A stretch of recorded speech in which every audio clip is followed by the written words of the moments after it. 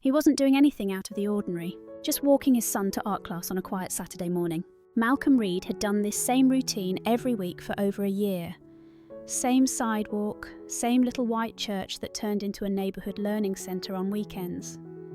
His son, Isaiah, loved it there. The teachers were kind, the walls were filled with colours, and for 2 hours every Saturday Isaiah could be a kid who forgot the world ever judged him for the way he spoke or how slowly he learned to read. That morning, the air was still cool. Malcolm wore a navy blue windbreaker and a baseball cap pulled low. Isaiah, holding his sketch pad like it was treasure, skipped beside him asking questions about clouds. Malcolm answered without thinking, his voice calm, steady, gentle. That's who he was. At least that's who he tried to be. They turned the corner near a strip of small businesses, a coffee shop, a laundromat, a closed barber shop, and that's when it happened. A patrol car slowed as it approached from behind. Malcolm noticed the sound change. He knew that low idle, the subtle change in pitch when a car starts to follow instead of pass. He kept walking, trying not to stiffen, but his body knew the pattern before his brain caught up. The car rolled up alongside them and stopped. 2 officers got out. "Morning," Malcolm said, forcing a friendly nod. "Sir, can we speak with you a moment?" the taller one asked. Isaiah gripped his father's jacket, his eyes darting. He'd been through this once before. He remembered the shouting that time. He remembered the way his dad had gone quiet for the rest of the night after it ended. "Of course," Malcolm said. "What's going on?" "We got a report of someone matching your description acting suspiciously near the storefronts here." Malcolm blinked. "Suspicious? I'm just walking my son to class." The shorter officer glanced at Isaiah, then at the sketch pad in his hands. "You live around here?"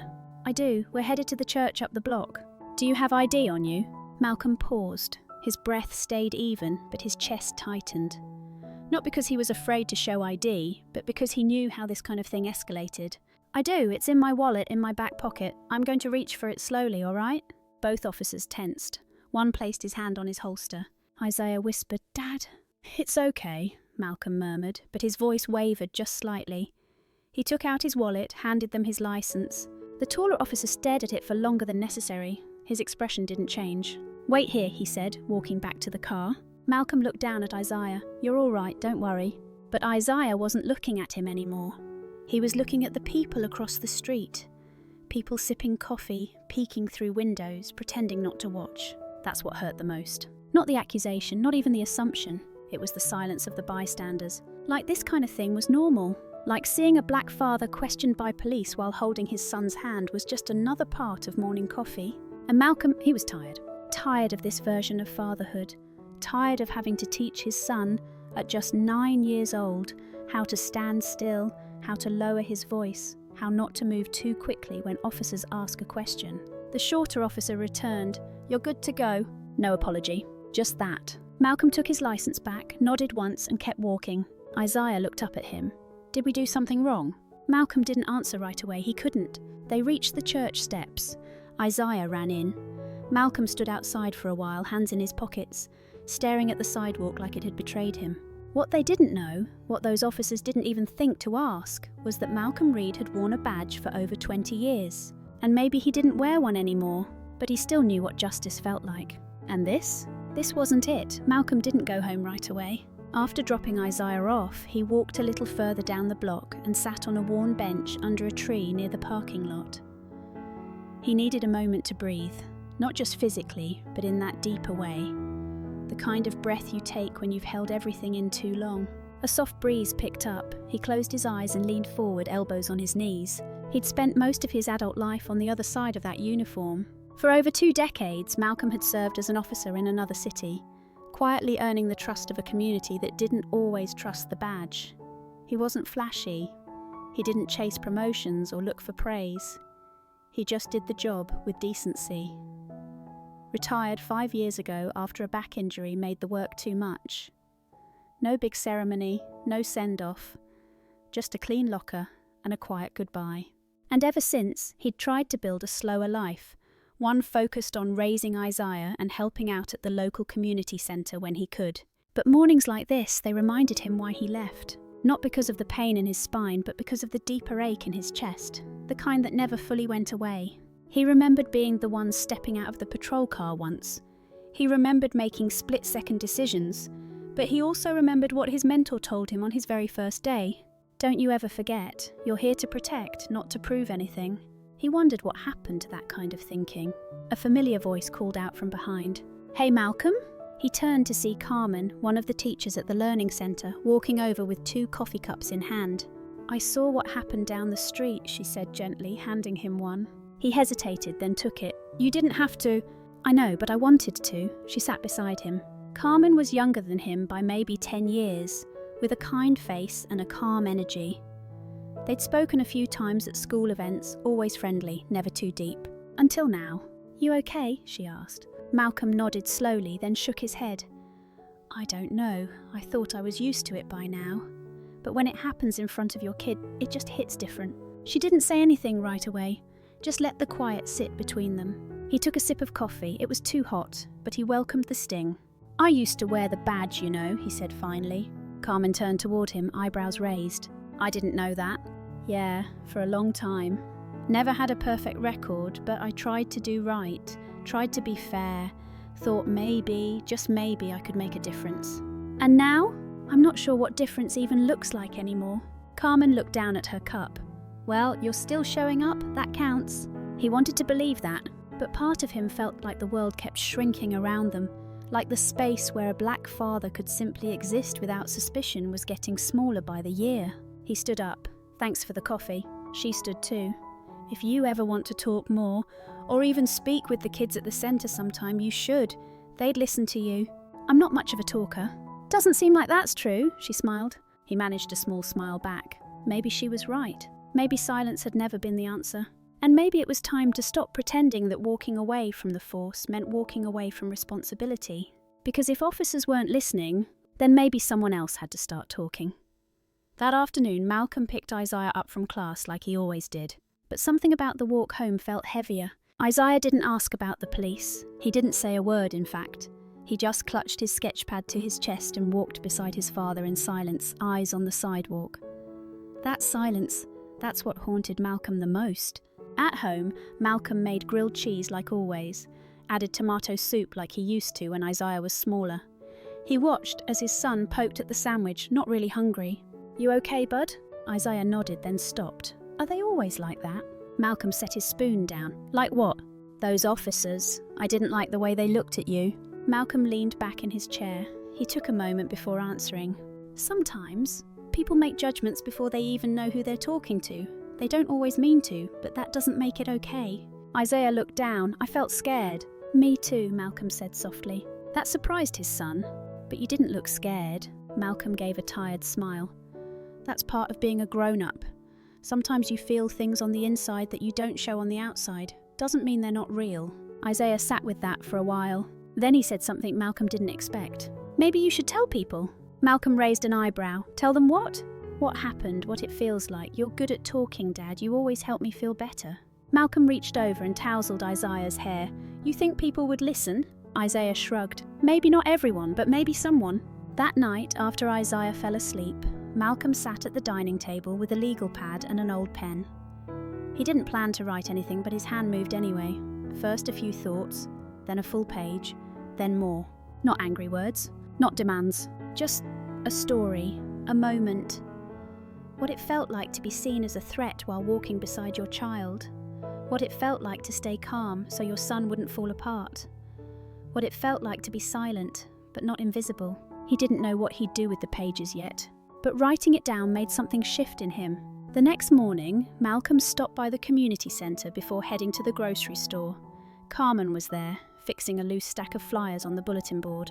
Morning, she said, glancing up. Hey, Malcolm replied, holding the folded pages in his hand. He hesitated, then handed them over. I wrote something. Carmen took the paper, her expression curious. What is it? Just thoughts from yesterday. She skimmed the first few lines, her eyes changed, softer. Malcolm, this is powerful. He shrugged. It's just words. Sometimes that's all people need. A beat passed. We're having a neighbourhood open mic next week, she said. Nothing fancy, just people sharing stories, music, whatever. You should come. Read this. Malcolm shook his head, almost out of instinct. I'm not trying to make a scene. It's not a scene, Carmen said gently. It's a space. Safe ones don't just happen, we have to make them.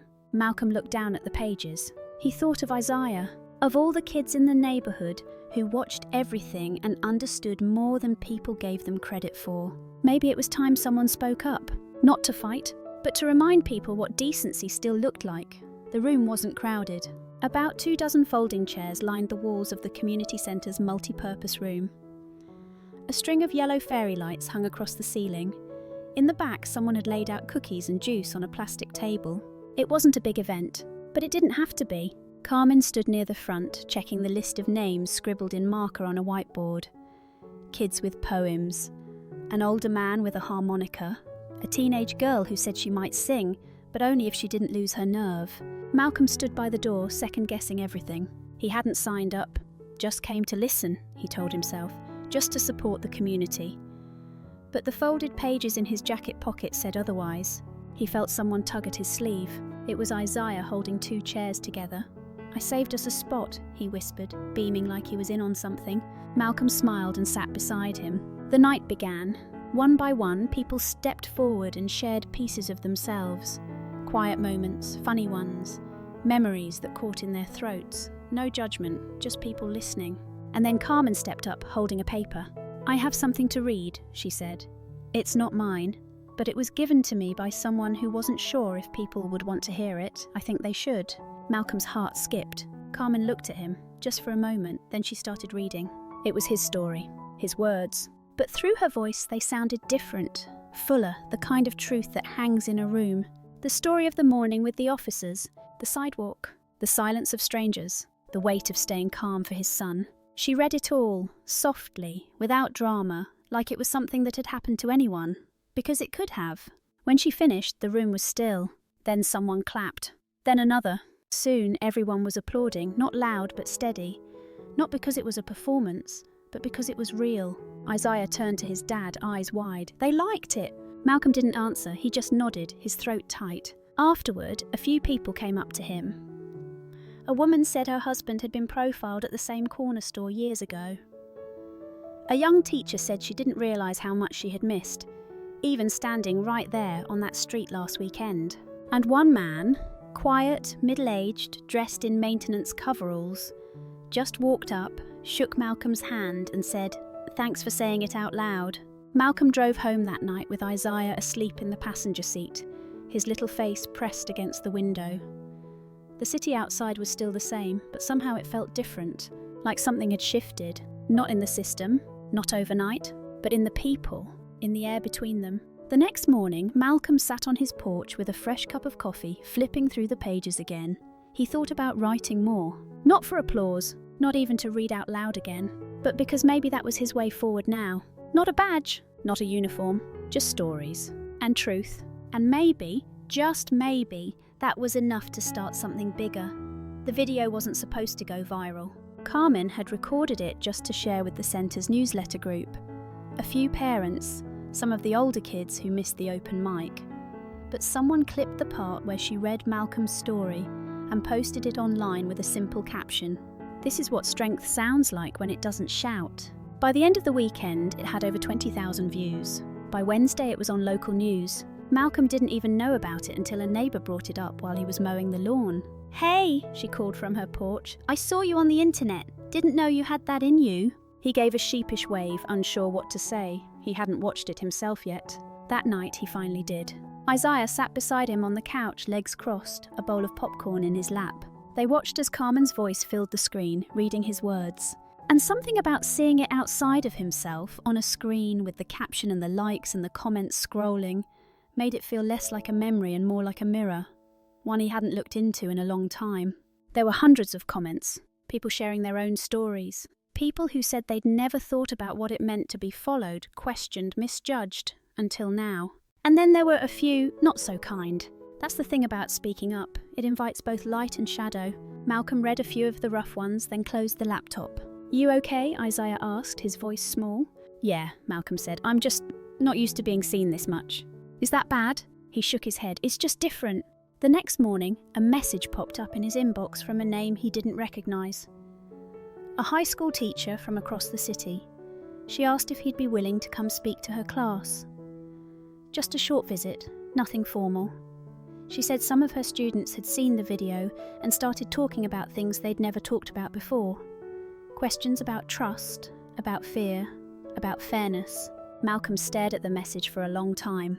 Then he typed, "I don't know what I'd say, but maybe listening is a start." She replied almost instantly, "That's exactly what we need." So the next week, Malcolm found himself sitting in front of a group of 11th graders in a classroom that smelled like pencil shavings and old carpet.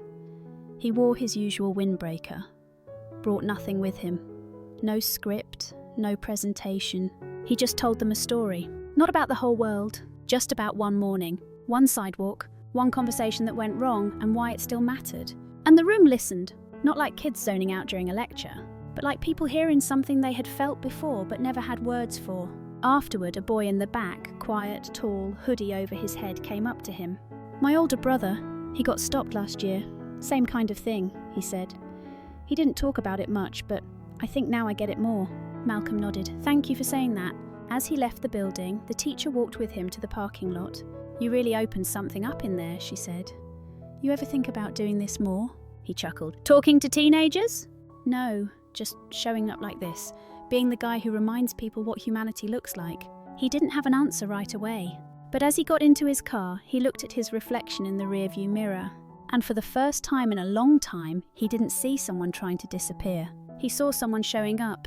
It had been nearly a month since that morning on the sidewalk. Since then, Malcolm had spoken to 3 classrooms, 2 church groups, and 1 skeptical book club full of retired teachers who, by the end of the night, made him promise he'd come back. He hadn't planned any of this, but people kept reaching out, and he kept saying yes, because something strange was happening. Every time he shared his story, just as it was, without blaming or preaching, something softened in the room. Something opened, like people had been holding their breath and didn't even know it. It wasn't just about race. It wasn't just about police. It was about being seen, really seen. One Thursday morning, Malcolm walked into the grocery store and was halfway down the produce aisle when he heard someone clear their throat behind him. He turned to see a man in uniform, one of the local officers. Malcolm recognised him, not the one from that morning, but one of the newer guys. Young, still a little stiff in his posture. "Mr. Reed," the officer said. Malcolm straightened slightly. "Yeah? I've been to 2 of your talks." Malcolm didn't know what to say. The officer scratched the back of his neck. "I didn't agree with everything you said, at first, but I kept thinking about it, about what it must have felt like to be with your son that day." He looked nervous, like this conversation had taken a lot just to start. "I guess I just wanted to say, I'm trying to listen better now." Malcolm nodded. "That's a good place to start." The officer held his gaze for a moment longer, then gave a small nod and walked away. Malcolm stood there, one hand resting on a bunch of bananas, heart beating in his ears. Later that week, Carmen called. "There's someone you need to meet," she said. She was helping organise a new community police partnership programme. Nothing fancy, just a chance for officers and residents to meet outside of conflict. Sit in the same room, share food, maybe talk. "Some of the department brass might be there," she added. "They've seen the video." Malcolm hesitated. "You think that's a good idea?" "I think you being in the room makes it better." So that Saturday, Malcolm walked into the community hall and was met with a surprising sight. Uniformed officers sitting next to seniors, teachers, students, barbers, grandmothers, folding chairs in circles, name tags, sandwiches, big pots of coffee, and not a single podium. Just people. A woman from the department welcomed everyone. Then someone suggested they go around and share their names, and one reason they came. When it was Malcolm's turn, he kept it simple. "My name is Malcolm Reed. I'm here because one morning I was mistaken for a problem, and I don't want my son to grow up thinking that's just part of being who we are." Silence followed, not tense, just quiet. Then an older officer with grey at his temples spoke up. "My name's Ron. I've been on the force for 30 years, and I've made mistakes, maybe more than I care to admit, but I'm here because I want to finish my time on the badge doing more listening than talking." Another silence, then a nod from someone across the room, and another. The conversation that followed wasn't perfect. Some people were guarded, some were emotional. A few said things that made others uncomfortable. But they stayed, they listened, they disagreed and didn't walk out. And for the first time in a long time, Malcolm didn't feel like he was speaking into a void. He felt like the room was shifting, slowly but surely. Later that evening, after everyone had left, Carmen walked up beside him, sipping cold coffee. "I think that went better than I hoped," she said. Malcolm smiled, his eyes tired but warm. I think it went exactly how it needed to. She looked at him. You know, you could lead this if you wanted. He shook his head. I'm not trying to be in charge. Doesn't mean you're not a leader. Malcolm looked around the empty room, folding chairs, empty cups, crumpled napkins. But also something invisible, something building. You think people really change? He asked. I think people remember stories more than they remember facts, she said. And you've been giving them something to remember. It had been almost 2 months since that morning on the sidewalk. Malcolm had started to forget the exact date, not because it stopped mattering, but because so many new things had started happening since. But one thing hadn't changed. He still hadn't seen the 2 officers from that day. Not once. He figured maybe they'd been reassigned. Or maybe someone had quietly pulled them off community rotation. He didn't ask. He wasn't looking for revenge, just space to heal, space to build. But the universe has its own timing. One rainy afternoon, Malcolm was leaving the centre after helping set up an art show for the kids. Isaiah had entered 3 drawings, all of them filled with bright colours and big skies. I like drawing places that feel safe, he had said. Malcolm had nodded, letting that sentence settle somewhere deep. As he stepped out into the parking lot, umbrella in hand, someone called his name. Mr. Reed? He turned. It was one of them. The taller officer, the one who'd gripped his holster that morning. Malcolm froze, umbrella lowering slightly. The officer looked different now, less sure of himself. No sunglasses, no posture of power, just wet hair sticking to his forehead and hands shoved awkwardly in his jacket pockets. I wasn't sure if I should come, he said. Malcolm didn't answer right away, just waited. The officer cleared his throat. I've been meaning to say something since that day. Still Malcolm waited. I messed up, the officer said, voice low. I judged you without a real reason. I didn't ask. I just assumed. And the truth is, I've been thinking about it ever since. More than I care to admit. Malcolm's fingers tightened slightly around the umbrella handle. I don't expect you to forgive me, the officer continued. But I needed to face it. And I needed you to know, I see it now, how wrong I was. Malcolm studied his face. He wasn't here with a camera crew. He wasn't here with a lawyer or a department rep. He was just standing in the rain, uncomfortable and unguarded. What made you come today? Malcolm finally asked. My kid, the officer said. Malcolm's eyebrows lifted slightly. She's 6, the officer went on. A couple of weeks ago, she saw your video online, didn't even know it was you. She just heard the story and said, that's not fair. And I didn't know what to tell her because she was right. He looked down at the wet pavement. So, I figured if I can't explain it to her, maybe I need to start living in a way that she'll understand later. The silence that followed wasn't cold. It was heavy, but in a way that invited breath, not tension. Malcolm let out a slow exhale. You showed up, he said. That's more than most. The officer looked up, surprised. I'm not going to pretend it didn't matter, Malcolm added. Because it did. That moment, it stayed with me. It stayed with my son. And it changed how I walk through this world. The officer nodded, swallowing hard. But if you're here to change how you walk through it too, Malcolm continued, then maybe something good still comes out of it. The man nodded again. I'd like to help, however I can, even if it's just listening. Malcolm finally extended his hand. The officer took it, a handshake in the rain, quiet, uneasy but real. As the man turned to leave, Malcolm called after him. What's your daughter's name? Emily. Tell her she helped change something. The man smiled. I will. Malcolm watched him disappear into the soft grey afternoon, then turned back toward the centre. Inside, kids were hanging their drawings on the walls. A few of them had started sketching Malcolm's face without even telling him. One showed him after school, a wide grin and a speech bubble that said, "Keep showing up." Maybe they were right. The art show wasn't a big event. No stage, no judges, no speeches. Just parents milling around the centre's main room. Warm light bouncing off rows of colourful drawings taped to the walls. Folded name cards sat on folding tables. A playlist of soft jazz played from an old speaker in the corner. But to Isaiah it might as well have been a museum opening. He walked around holding Malcolm's hand, pulling him from one drawing to the next. This one's mine, he said, pointing proudly. It was a watercolour of a park bench under a huge tree, sunlight streaking through the branches. It's beautiful, Malcolm said. That's where we sat that day, Isaiah whispered. Malcolm paused. He hadn't realised his son remembered the details that clearly. Isaiah looked up at him. It didn't feel scary when I drew it. Malcolm knelt down to meet him at eye level. You know what that means, he said. Isaiah shook his head. It means you turn something hard into something good. That's not easy, kiddo.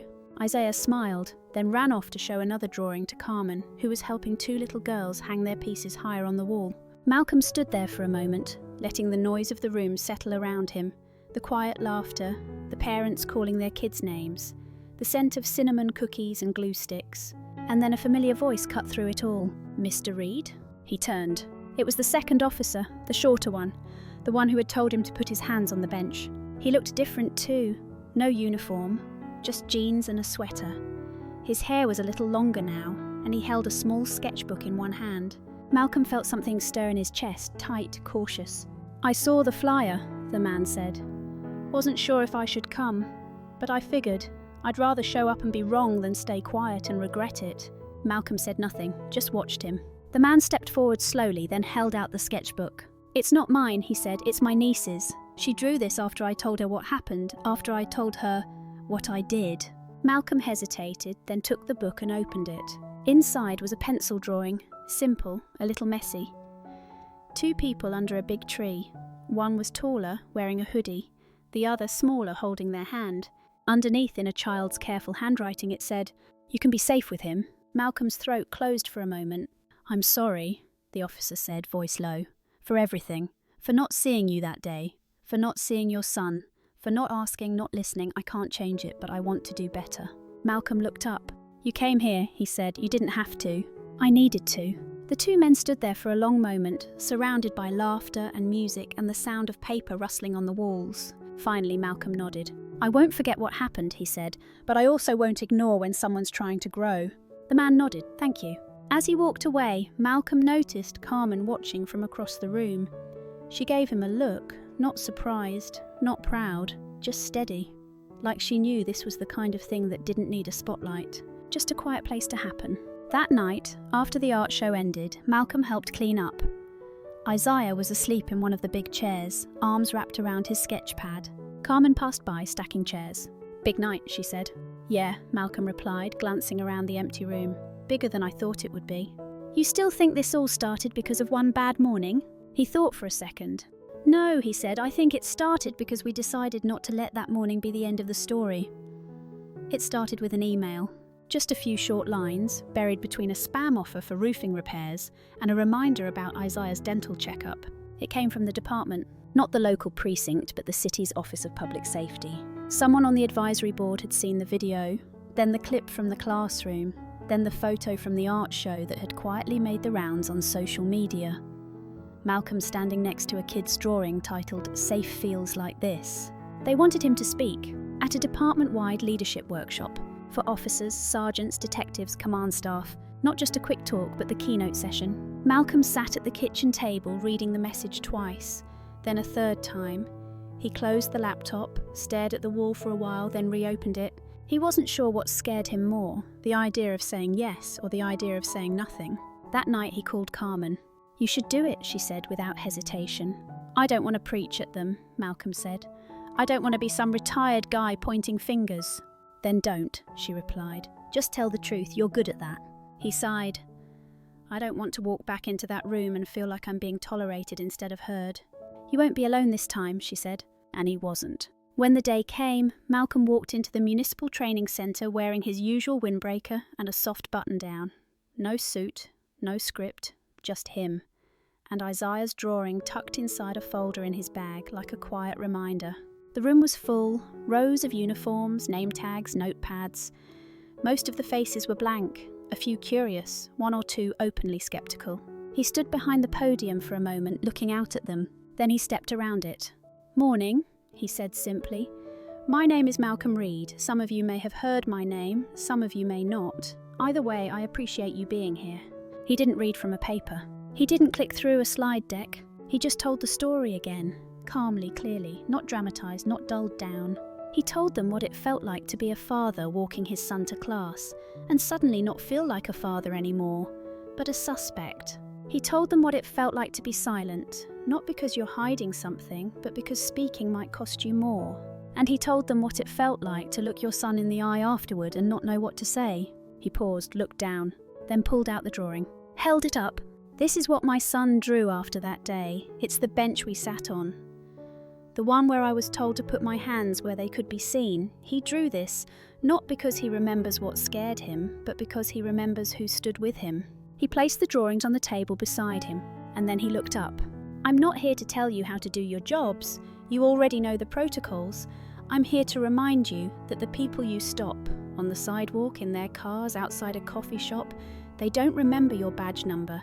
They remember how you made them feel. There was a stillness in the room. Not defensive, just still. Afterward, a few people came up to shake his hand. Some made polite conversation, some said nothing, just nodded. But one man waited until almost everyone else had left. A tall, broad officer with weathered hands and a voice like gravel. I've been wearing this badge for almost 25 years, he said. I've seen a lot of stuff change, some good, some hard. But what you said up there, he paused, his jaw clenched tight. It made me think about my own boy. He's grown now. But if someone had treated him the way you were treated, I don't know what I'd have done. Malcolm nodded. That's why I speak. The man looked him in the eye. Keep speaking. That night, Malcolm sat on the porch with Isaiah beside him, wrapped in a blanket, sipping hot chocolate. How'd it go? Isaiah asked. Malcolm looked out at the streetlights flickering on. I think some of them really heard me today. Isaiah smiled. That's good. It is, Malcolm said. Then after a pause, he added quietly, it's a start. Fall came quietly. The leaves along Malcolm's street had started to curl at the edges, turning the sidewalks into soft carpets of orange and brown. The air smelled like chimney smoke and damp earth. Mornings were colder now, and Isaiah had started wearing the oversized hoodie Malcolm kept trying to steal back from him. It had been 3 months since the sidewalk, 3 months since a moment that could have ended in silence, but instead became a spark. Malcolm didn't talk about it every day anymore. He didn't need to. The story had grown legs of its own. A few officers started attending the open mic nights. The art show became a monthly event, and Carmen had to buy more folding chairs for the centre. But the biggest change came quietly on a Wednesday afternoon. Malcolm was walking home from the library with Isaiah when they passed the small park near the laundromat, the same one they used to avoid. Isaiah tugged his sleeve. Can we sit for a minute? Malcolm looked at him. Here? Isaiah nodded. They walked to the same bench, the one from the drawing, the one from that morning. They sat down. No patrol cars, no eyes watching them from across the street. Just wind moving through the trees and a kid with his feet swinging above the pavement. Isaiah leaned back, arms stretched across the bench. You think they remember? He asked suddenly. Who? The officers from that day. Malcolm thought for a second. I think so, I hope so. Isaiah nodded like he was weighing that answer in his chest. Then he pulled something out of his backpack. It was a flyer, colourful, hand-drawn. At the top, in big letters, it read, Walk with me, a community art plus story day. Malcolm raised an eyebrow. We're doing it at school, Isaiah said. Everyone gets to share a story that made them stronger. I wrote about you. Malcolm's heart pressed against his ribs. You did? Isaiah nodded. I said you didn't yell, you didn't fight, you just stood still. And somehow that made everything move. Malcolm stared at this flyer for a long time. He had spent his whole career thinking that strength meant stepping in, speaking louder, standing firm. But now, sitting beside his son on that same bench, he realised sometimes strength means standing still long enough to be seen, to let others feel safe next to you, to listen even when you've earned the right not to. A breeze picked up, scattering leaves across the sidewalk. Isaiah leaned his head on his father's shoulder. I think this is my favourite place now, he said. Malcolm looked out at the park, the playground swings creaking in the wind, the sky glowing soft behind a line of trees, and felt something loosen in his chest. Not everything had changed, but something had, and it was enough. Sometimes, the loudest change comes from the quietest people. Inspired by true moments of courage and calm, Malcolm didn't yell, he didn't fight, he just stood in quiet truth, and that changed everything. This story reminds us, you don't need a badge or a title to make an impact. Sometimes the most powerful thing you can do is show up with calm, with courage, and with kindness. Even one quiet voice can shift the way the world listens. Thank you so much for staying with this story until the very end. I truly appreciate you. Before we close, if this story meant something to you, I'd be grateful for a like and a subscription. Wishing you peace, luck, and gentle moments ahead. And I'll see you again in the next story, here on Rain Inside.